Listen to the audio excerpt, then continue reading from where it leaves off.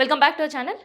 So హైదరాబాద్లో ఉండే హోటళ్ళల్లో కల్తీ ఎట్లా రాజ్యమేలుతుంది అనేది ఫుడ్ ఇన్స్పెక్టర్ సంబంధించిన ఎన్నోసార్లు బయటపడ్డ సందర్భం. సో కుళ్ళిన మాంసం, పాచిపోయిన బిర్యానీ, పాడైపోయిన స్టార్టర్లు, వేడి చేసి మసాలాలు తెలిసి అబ్బా అనుకుంటా తిన్న సందర్భాలు కూడా మనం ఎన్నో ఉన్నాయి. కానీ ఇప్పుడు దానికంటే మితిమీరిన కల్తీకి హైదరాబాద్ ఒక కేర్ ఆఫ్ అడ్రస్గా మారుతుంది. సో ఇదే అదేం కాదు, అన్ని కల్తీ రాజ్యం వెళ్తుంది. గడిచిన నెలన్నరలో కరెక్ట్‌గా చూస్తే హైదరాబాద్‌లో ఎక్కడెక్కడ ఏమేం కల్తీ జరుగుతుంది అనే ఇన్ఫర్మేషన్ తెలుసుకుంటే మైండ్ బ్లాక్ అయ్యే పరిస్థితి కనిపిస్తుంది. ఇక ప్రతిరోజు ప్రతి ఇంట్లల్లో అల్లం వెల్లుల్లి లేనిది అయితే మ్యాక్సిమం వంటలు చెయ్యరు. ఇక పసుపు లేని గడప అయితే ఉంటది అని నేనైతే అనుకోవట్లేదు. సో ఇట్లాంటి వాటిలలో కూడా కల్తీ చేసేస్తున్నారు. ఇక పొద్దున్నే లేచి టీ తాగే వాళ్ళకి ఇంట్లోనే కాదు బయట టీ తాగే పరిస్థితి కూడా లేని సిచ్యువేషన్స్ కనిపిస్తుంది. ఇక ముందుగాల మనం అల్లం వెల్లుల్లితో స్టార్ట్ చేద్దాం. సో అల్లం వెల్లుల్లికి సంబంధించిన కల్తీ ఎంత దారుణంగా ఉందంటే, ఇప్పుడు మనకి ఏదైతే అల్లం వెల్లుల్లికి సంబంధించిన ఈ ఫోటోలో కనిపిస్తుంది కదా, ఈ అన్న పేరు ఫరూజ్. సో ఈయన ఏం చేస్తాడంటే అల్లం వెల్లుల్లి కల్తీ చేస్తాడు. కొన్ని కెమికల్స్ కలిపి పాడైపోయిన అల్లం వెల్లుల్లి ఉంటుంది కదా, వాటి పేస్టు, తర్వాత అందులో ఇంకా చెత్త చెదారాలు అన్నీ కలిపి వేల కిలోల కొద్దీ అల్లం వెల్లుల్లిని కల్తీ చేస్తారు. ఇగో ఈడ టబ్లలో కనిపిస్తుంది కదా, ఇదంతా కూడా కల్తీ చేసిన అల్లమే. సో ఒక్కసారి అధికారులు అక్కడ నిలువుండే అల్లం చూస్తే వాళ్ళకు కూడా షాక్ అయ్యింది. సో ఎంత తెలుసా, దాదాపు 1020 కేజీల అల్లం వెల్లుల్లి పేస్ట్ పట్టుబట్టది. అండ్ ఇంకా కల్తీ చేయడానికి రెడీగా ఉండే రా మెటీరియల్ ఎంత తెలుసా, 820 కేజీలు. అండ్ దీని వర్త్ అంతా ఎంత ఉంటుంది అంటే 2,20,000 రూపాయలు. మైండ్ బ్లాక్ అయ్యే లెక్కలే చెప్తున్నా. సో అట్లాంటి సిచ్యువేషన్ అయితే ఆల్రెడీ ఇక్కడ ప్యాక్ చేసిన డబ్బాలన్నీ కూడా వెనకాల కనిపిస్తున్నాయి కదా, ఈ డబ్బాలన్నీ ఎక్కడ సరఫరా చేస్తారు మరి అని అంటే గల్లీలో ఉండే చిన్న చిన్న కిరాణా షాపులు ఉంటాయి కదా, సో ఆ షాపులకి, తర్వాత రెస్టారెంట్ హోటళ్ళు అక్కడ ఖైరతాబాద్లో నియర్ బై ఉంటాయి కదా, ఆ హోటల్ రెస్టారెంట్లకి, క్యాటరింగ్ సర్వీస్లకి, కర్రీ పాయింట్లకి, దోశ ఇడ్లీ బండి వాళ్ళకి, సో ఇట్లా స్ట్రీట్ ఫుడ్ అమ్మే వాళ్ళకి, వీళ్ళందరికీ సరఫరా చేస్తారంట. సో ఈ అన్నకి అల్మెల్గడ్డ గిరాకీ ఇంత అంత కాదంట, ఫుల్ డిమాండ్, ఫుల్ గిరాకీ ఉంటుందంట. చేసిన ప్రతి నెల మినిమం 1000 కేజీల పైనే అల్లం వెల్లుల్లి పేస్ట్ అమ్ముకొస్తాడంట. సో అందుకని ఈయన పైన నిఘా పెట్టి అధికారులు రైడ్ చేస్తే వేల కిలోలకి అల్లం వెల్లుల్లి పేస్ట్ బయటపడ్డది. ఇక పెరుగు, సమ్మర్ వచ్చింది అంటే ఖచ్చితంగా ఏదో ఒక విధంగా పెరుగు తీసుకోవాలని ఆలోచనలు ఉంటాం. సో ప్యాకెట్ పెరుగుల ప్రిజర్వేటివ్లు ఉంటాయి కాబట్టి పెరుగు తోడేసి ఎవరన్నా మట్టి చిప్పలలో పెట్టి అమ్ముతున్నా, లేదంటే మట్టి కుండలలో పెట్టి అమ్ముతున్నా, లేదంటే గిన్నెలలో తోడేసినామని చెప్పి ఫ్రిడ్జ్లోకి వెళ్ళి మనకు బయటికి తీసిస్తే అబ్బా ఇది ప్యూర్ కర్డ్ ఉంది, ఇక ప్రిజర్వేటివ్ యాడ్ చేసే ప్యాకెట్లలో పెరుగులు మనకెందుకు అని చెప్పి వీళ్ళ దగ్గరనే కొనుక్కుంటుంటాం. కానీ ఈ పెరుగులో కనీసం 1% పెరుగు కూడా లేదట. సో ఇది అంబర్పేటలో జరిగింది. సో అంబర్పేటలో ఒక్కసారి అధికారులు ఈ తనిఖీలు చేస్తే ఒకసారి చూడండి. ఎవరైతే ఇట్లా తలదించుకొని కనిపిస్తుండ్రు కదా, ఈయన పేరే నరేష్ అండ్ ఈయన పార్ట్నర్ రాఘవేంద్ర. సో ఇక్కడ అన్ని బస్తాలు కనిపిస్తున్నాయి కదా, అండ్ ఇక్కడ అన్ని డ్రమ్ములు కనిపిస్తున్నాయి కదా, ఇవన్నీ ఏంటిది తెలుసా, కెమికల్స్. ఇక్కడ కింద చిన్న 5 లీటర్స్ డబ్బాలు, అందులో క్రీమ్ కలర్ లిక్విడ్స్ కనిపిస్తున్నాయి. అండ్ ఇక్కడ అన్నిట్లలో పెరుగులాగా కనిపిస్తుంది కానీ పెరుగు కాదనమాట.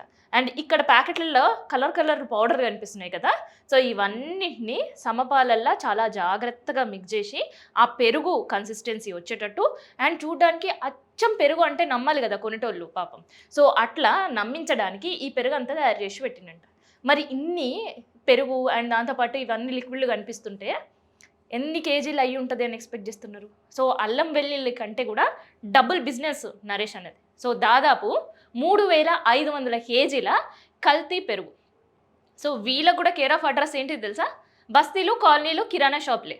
సో ఫస్ట్ వాళ్ళ టార్గెట్ బస్తీలు అండ్ దాంతోపాటు కిరాణా షాపులు, గల్లీలలో ఉండే కిరాణా షాపులు, కాలనీలో ఉండే కిరాణా షాపులు, బస్తీలో ఉండే కిరాణా షాపులు, అండ్ దాంతోపాటు పాల షాపులు కూడా. సో పాలు తీసుకోవడానికి వచ్చిన వాళ్ళు పెరుగు కూడా కొంటుంటారు కదా, వాళ్ళని మోసం చేయడానికి ఇట్లాంటి గడ్డ పెరుగు, మీగడ పెరుగు అని చెప్పి మంచి క్వాలిటీ పెరుగు అని అమ్మిస్తుంటారు. ఆ తర్వాత వీళ్ళ సెకండ్ టార్గెట్ క్యాటరింగ్ వాళ్ళే, అండ్ తర్వాత కర్రీ పాయింట్ వాళ్ళు. సో కర్రీస్, సాంబార్లు, పచ్చళ్ళు కొన్న తర్వాత పెరుగు అయితే తీసుకుంటుంటారు. సో ప్యాకెట్ పెరుగు కంటే మంచిగా కనిపిస్తుంది కదా, కళ్ళ ముందు ఉండే పెరుగు, ఇలా ప్రిజర్వేటివ్స్ ఉండవే కానీ నమ్మి తీసుకొని మోసపోతుంటుంటారు. సో ఇందులో ఫుడ్ సేఫ్టీ సెక్యూరిటీ అధికారులు చెక్ చేసుకున్నప్పుడు ఇట్లాంటి పెరుగు తరచూ వాడుతుంటుంటే ఇక లోపల రాని రోగాలంటూ ఉండవట.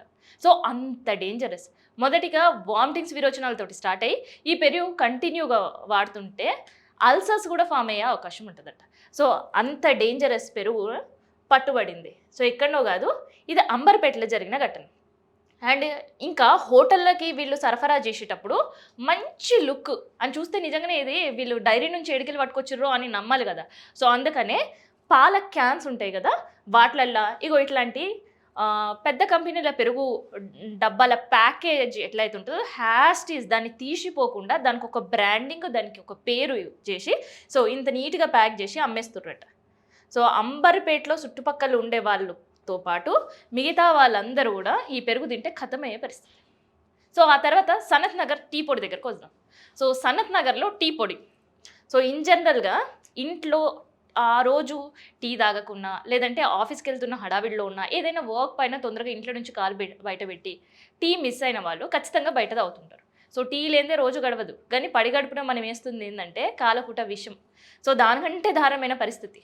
సో దీంట్లో ఈయన ఏమి వాడుతున్నాడు అండ్ దానికి సంబంధించి పోలీసులు ఈయనను అరెస్ట్ చేసినప్పుడు ఆయన దగ్గర నుంచి ఏం స్వాధీనం చేసుకున్నారు తెలుసా? ఇగో ఇక్కడ కనిపిస్తుంది కదా, ఇది ఫుడ్ కలర్. అండ్ ఈ సంచిలో ఏదైతే అచ్చం టీ పొడిలాగా కనిపిస్తుంది కదా, నిజానికి అది టీ పౌడర్ కాదు, కోకోపీట్. సో కోకోపీట్కి టీ పొడికి సంబంధం ఏందైనా అస్సలు ఆలోచించకండి.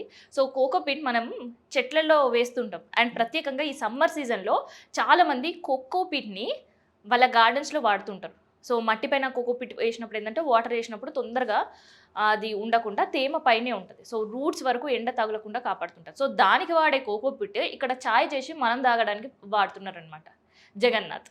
సో ఎవరైతే ఆ ఫోటోలో కనిపిస్తున్నారో ఆయన పేరు జగన్నాథ్. సో ఆయన కోకోపీట్ ఎంత స్వాధీనం చేసుకున్నారో తెలుసా? అక్షరాల 500 కేజీల కోకోపీట్ని.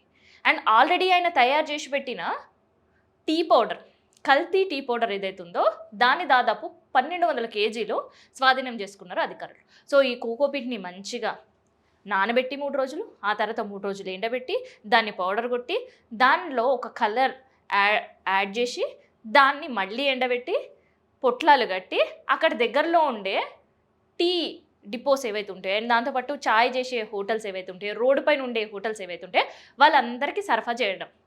ఆ సెకండ్ ఏదైతే కిరాణా షాప్లో దీనికి అడ్డా. అండ్ దాంతోపాటు సంతలు. సో సనత్ నగర్ సంతల్లో చాలామంది చాయ్ పొడి కొన్నారు కదా. సో ఆ చాయ్ పొడి కొన్నోళ్ళకి ఒక్కసారి ఆ చాయ్ పొడిని తీసి గ్లాసులో నీళ్ళు పోసి ఆ టీ పొడి వేయండి. అండ్ ఏదో ఒక బయట బ్రాండ్కి సంబంధించిన టీ పొడి తీసుకొచ్చి ఇంకొక గ్లాసులో నీళ్ళు పోసి ఆ టీ పొడి వేయండి. సో ఏది ఎక్కువ కలర్ఫుల్గా కనిపిస్తుందో అదే నకిలీ టీ పొడి. సో సనత్ నగర్ సంతలో కూడా care of address. So Sanath నగర్తో పాటు అక్కడ చుట్టుపక్కల ఉండే సంతలో ఈ సౌదాలు అమ్ముతుంటారు కదా కిరాణా సామాన్. సో వాళ్ళందరికీ పొట్లం కట్టి మంచిగా నాణ్యమైన టీ పొడి ఇది అమ్మితే మీకు మంచి మార్జిన్ మిగులుతుంది, నాకు కూడా మంచిగా నకిలీ చేయడానికి అవకాశం దొరుకుతుంది అని చెప్పి మరి అమ్మేస్తుంటుంటారు. సో అదనమాట టీ పొడి కల్తీకి సంబంధించి. సో తర్వాత మాంసం. సో నాన్ వెజ్ ఎంత రేటు ఉన్నా కూడా వీకెండ్ వచ్చిందంటే ఖచ్చితంగా ఇంట్లో ఉడుతూనే ఉంటుంది. సో అది కాకుండా మిగతా డేస్లో కూడా నాన్ వెజ్ తింటూనే ఉంటాం. కానీ ఇప్పుడు ఆ నాన్ వెజ్ ఏ షాప్ అయినా తక్కువ రేట్కి ఇస్తుందంటే ఒకటికి 10 సార్లు కాదు, ఒకటికి 1000 సార్లు ఆలోచించి తీసుకోవాల్సిన పరిస్థితి. ఎందుకంటే ఇక్కడుండే కల్తీ వాళ్ళు సరిపోతలేరని చెప్పి పక్క రాష్ట్రాలకు వెళ్ళి కూడా తీసుకొచ్చి ఇక్కడ మాంసాన్ని కల్తీ చేసి అమ్ముతున్నారు.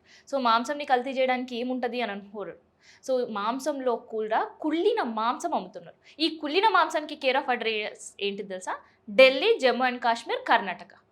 సో అక్కడి నుంచి ఇక్కడికి ఆ మాంసం తీసుకురావాలంటే రోజులు పడుతుంది. సో ఆ రోజులు పట్టే మాంసాన్ని మంచిగా సాల్ట్ వాటర్లో కడిగి మళ్ళీ ఫ్రిడ్జ్లో రెఫ్రిజిరేట్ చేసి అమ్మేస్తున్నారు. సో ఇది సేమ్ ఇది కూడా మళ్ళీ బస్తీలు అండ్ దాంతోపాటు కాలనీలలో ఉండే మీట్ షాప్ అడ్డా కాదు. వీళ్ళకి కేవలం ఫోకస్ అంతా కూడా పెద్ద రెస్టారెంట్లు, పేరున్న హోటళ్ళు.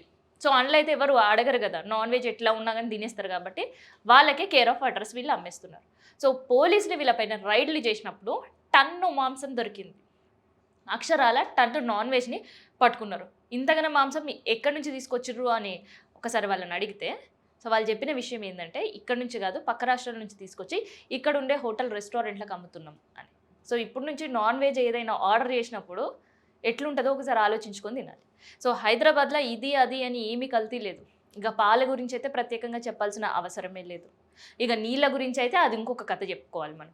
ఇక కూరగాయలు మనం ఫ్రెష్‌గా తెచ్చుకొని వండుకొని తినడము, లేదంటే నాన్ వెజ్ అప్పుడే షాప్‌లోకెళ్ళి తెచ్చి కొని తినడమో తప్ప, ఈ కల్తీ నుంచి మనం బయటపడాలి, మన ఆరోగ్యం కాపాడుకోవాలి అంటే అప్పుడప్పుడు తెచ్చిన అల్లం, వెల్లుల్లి దంచి కూరల్లో ఏసుకోవడము, ఇట్లాంటి ఆప్షన్స్ ఉన్నాయి తప్ప, ఏది అన్‌బ్రాండెడ్, ప్యాక్డ్ లేనిది, ఇక ఫ్రెష్ అని మనం నమ్మే పెరుగు లాంటివి ఇవన్నీ కూడా కల్తీయే. సో ఫుడ్ సేఫ్టీ సెక్యూరిటీ అధికారులు ఇన్ని కేసులు పట్టుకుంటున్నారు కదా! అయినా ప్రతి నెల, ప్రతి 10 రోజులకు ఒకసారి, ప్రతి వారం రోజులకు ఒకసారి ఎక్కడో ఒక చోట మళ్ళా కల్తీ జరుగుతుందన్న వార్త వింటూనే ఉన్నాం. దానికి కారణం ఏంది అని ఒక సర్వే ఆరా తీస్తే మన దగ్గర ఉండే లానే అని చెప్తుంది. సో పక్క రాష్ట్రాల్లో ఇట్లాంటి కల్తీలు జరిగినప్పుడు వాళ్ళకి స్ట్రింజెంట్ శిక్షలు వేస్తారట. సో వాళ్ళకి జైల్లో వేయడము, లేదంటే 3,00,000 రూపాయల జరిమానా వేయడము, ఇంకా ఇట్లాంటి షాప్‌లలో కల్తీ చేస్తే వాళ్ళ లైసెన్స్ సీజ్ చేయడం, ఇట్లాంటివి ఆలోచించకుండా నిర్ణయం తీసుకుంటారట. కానీ మన దగ్గర అట్లాంటి స్ట్రింజెంట్ లా లేకపోవడం వల్ల మొత్తం సంవత్సరం పొడవునా చూస్తే కనీసం ఒక్కరిని కూడా అధికారులు జైలుకు పంపించిన పరిస్థితి లేవంట. కనీసం ఒక్కరు కూడా 3,00,000 రూపాయల జరిమానా వేసిన ఆనవాళ్ళే లేవంట. సో అందుకనే కల్తీ రాయుళ్ళు రెచ్చిపోయకుండా ఇట్లాంటి అన్ని కల్తీలు చేసుకుంటూ పోతున్నారు అని సర్వే రిపోర్ట్ చెప్తుంది. సో ఇక ఇప్పటి నుంచి కల్తీ జరిగిన ఫుడ్ తినాలా? లేదంటే ఇంట్లో వండుకొని తినాలా అనేది మీరు ఆలోచించుకోండి.